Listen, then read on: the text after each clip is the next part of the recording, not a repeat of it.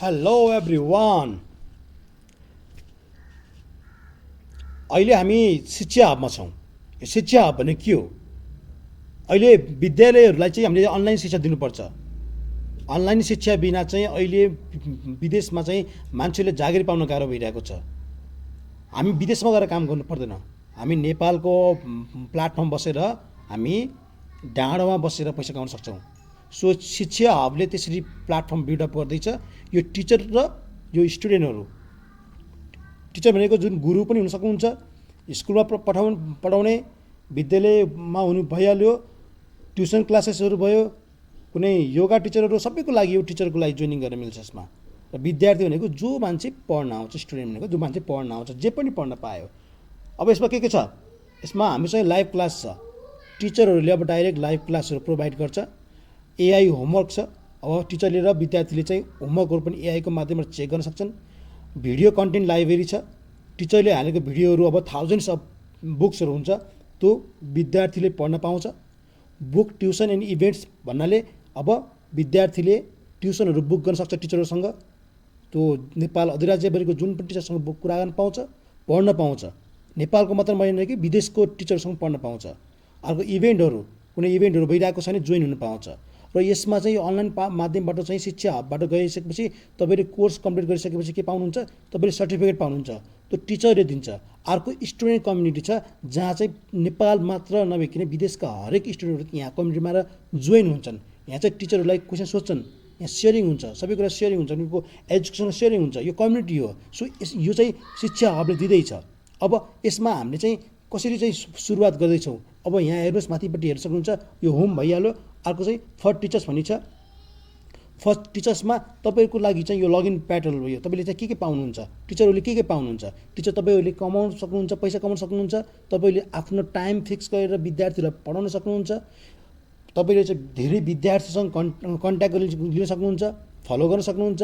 You can teach them है। अनि track गर्न सक्नुहुन्छ कि आफ्नो तपाईँले पढाइहरू कहाँ छ, तपाईँको लेभल के छ, कतिवटा विद्यार्थीहरू पढिरहेको छ, तपाईँले पढाएको कोर्सहरू कति कम्प्लिट भइरहेको छ, तपाईँले ट्र्याक गर्न सक्नुहुन्छ। आफ्नो चाहिँ प्रोग्रेस रिपोर्टहरू पनि आफ्नो पनि। र तपाईँले आफ्नो भिडियोहरू बनाएर जसरी हाल्नुहुन्छ टिकटकमा, त्यस्तो भिडियो बनाएर तपाईँले सेयर गर्न सक्नुहुन्छ। अनि आफ्नो तपाईँले प्रोफाइल क्रिएट गर्न सक्नुहुन्छ। तपाईँको प्रोफाइल चाहिँ तपाईँको बढ्दै जान्छ, लेभलको हिसाबले बढ्दै जान्छ। यो गर्नको लागि तपाईँले सिम्पली के गर्न सक्नुहुन्छ भन्दाखेरि तपाईँको गेट स्ट्रक्चरमा गइसकेपछि तपाईँले यहाँ चाहिँ गएर चुज गर्नुपर्ने, तपाईँ टिचर हो कि स्टुडेन्ट हो कि चुज गर्नुपर्ने हुन्छ। लाइक अहिलेको लागि चाहिँ के छ, टिचर हुनुहुन्छ हजुर। अब टिचरको नाम हाल्नुहुन्छ तपाईँले।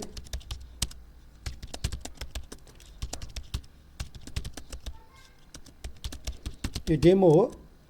फोन नम्बर मैले चाहिँ ऱ्यान्डम नम्बर हालेँ। ओके। अब मैले के पढाउँछु? मैले म्याथ पढाउँछु। सरी, मेरो क्वालिफिकेसन के छ भन्दाखेरि मैले के रहेछु, फर इक्जाम्पल बिबिए गरेको छु। मैले के पढाउँछु? एकाउन्ट पढाउँछु। मेरो अनुभव के छ? मेरो 3 वर्षको अनुभव छ। मैले नेक्स्ट गरेँ। अनि तपाईँले आफ्नो पासवर्ड भन्नुपर्ने हुन्छ। जस्तै मैले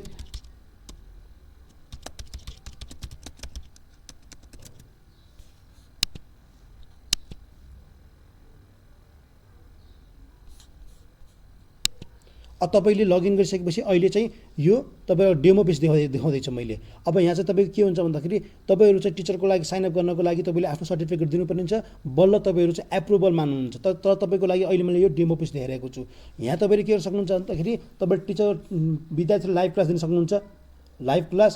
लाइभ क्लासमा तपाईँले चाहिँ यहाँ गएर क्रिएट गर्न सक्नुहुन्छ। तपाईँले जुमबाट गर्नुहुन्छ कि के गर्नु सक्नुहुन्छ, साथै जुम क्रिएट गर्न सक्नुहुन्छ। लाइभ क्लास कहिले दिने, केमा दिने, यहीँबाट हाम्रो चाहिँ शिक्षाबाट पनि गर्न सक्नुहुन्छ। वा एक्सटर्नल जुम मिटिङहरू चाहिँ गएर तपाईँले क्रिएट गरेर कहिले, कति महिना, कति गते, तपाईँ कति के हो विषयमा हालेर तपाईँले चाहिँ यहाँ क्रिएट गरेर तपाईँले सेटल गर्न सक्नुहुन्छ। ओके। त्यसपछि मैले सर्ट टर्म तरिकाले देखाइरहेको छु। तपाईँ यदि यसमा चाहिँ इन्ट्रेस्ट हुनुहुन्छ भने मलाई कन्ट्याक्ट गर्नु होला।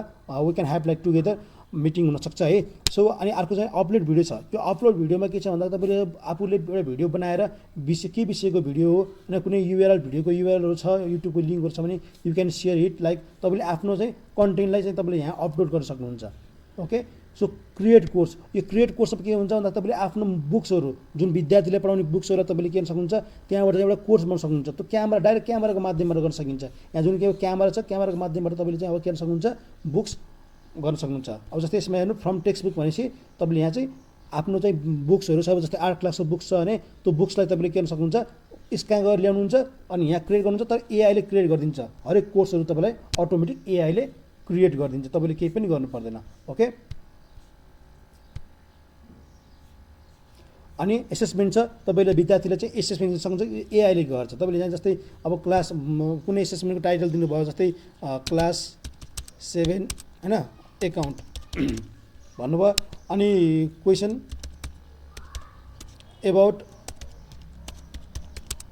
डेबिट एन्ड क्रेडिट होइन, जस्तै एकाउन्टमा डेबिट एन्ड क्रेडिट हुन्छ, यो के हो। अब यसमा हाम्रो चाहिँ यहाँ उयो हुन्छ, जस्तै अब यो डेबिट क्रेडिट हो, एकाउन्ट नभनौँ, यसलाई चाहिँ के भनौँ अहिले, म्याथ भनौँ। ओके, एबाउट सर्कल होइन, सर्कल, अब एबाउट सर्कल, म्याथमा सर्कलको बारेमा म्याथ हो होइन, क्वेसन लेख्दा क्लास 5 हो, क्लास 5 देखि क्लास कति क्लाससम्मको लागि, अब जस्तै क्लास 10 10वटा क्वेसन दिन चाहन्छु मैले, 3टा क्वेसन, क्लास 5 लाई 5वटा क्वेसन। अब एआईले तपाईँको एआईले क्वेसन क्रिएट हुँदैछ। अब अहिले तपाईँलाई म देखाउँछु, स्टुडेन्टको लगइन गरेर देखाउँछु, त्यसपछि एआईले कसरी चाहिँ तपाईँको क्वेसनहरू क्रिएट गरिदिएको। जस्तै अहिले मैले क्लास 7 म्याथ लेखेँ, यो एउटा क्वेसनहरू बनिसक्यो, हेर्नुहोस् यहाँ, र एन्सर तपाईँले अलरेडी एन्सर दिइसकेको छ, हामीलाई एन्सर दिइसकेको छ। अनि हेर्ने, आफूले चेक गर्ने होइन, यो क्वेसनहरू के छ, बनाएको क्वेसन के छ, अनि तपाईँले के गर्ने भन्दाखेरि पोस्ट क्लास 5।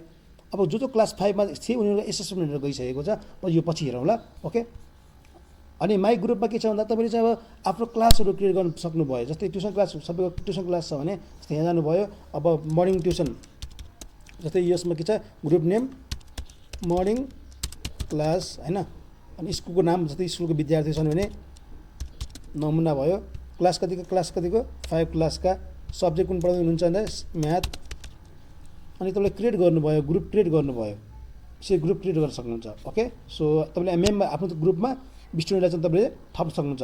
यो बुकिङमा सेम बुकिङ गर्ने कुराहरू, यहाँ अरू कुराहरू छ, म तपाईँलाई चाहिँ यो भिडियो लामो हुन्छ, सो तपाईँलाई म अर्को भिडियोमा देखाउनेछु। यहाँ चाहिँ प्रोग्रेस छ। So thanks for watching, please मलाई फलो गर्नु होला।